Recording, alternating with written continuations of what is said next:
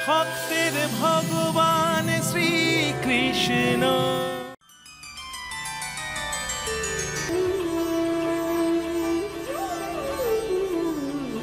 কি ব্যাপার নন্দরানী, এখনো তো তোমার নীল অপরাজিতার মালা গাঁথাই হলো না।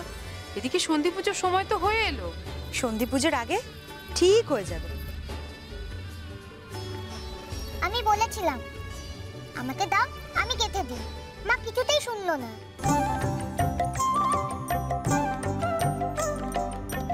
জানি জানি তুই সব কাজ পারিস, কিন্তু আর মালা গাঁথতে হবে না তোকে। দেখ হয়ে গেছে।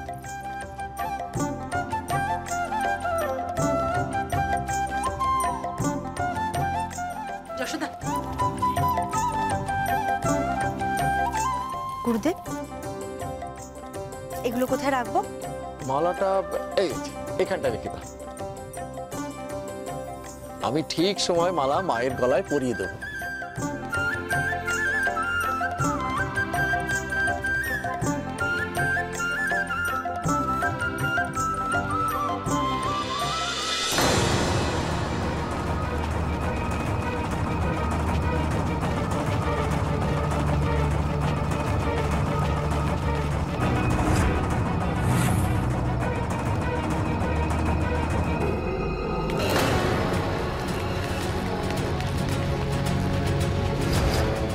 এই তাহলে নন্দগৃহ, কিন্তু এই এত লোকের মধ্যে ঢুকে নীল অপরাজিতার মালা আমি চুরি করব কি করে?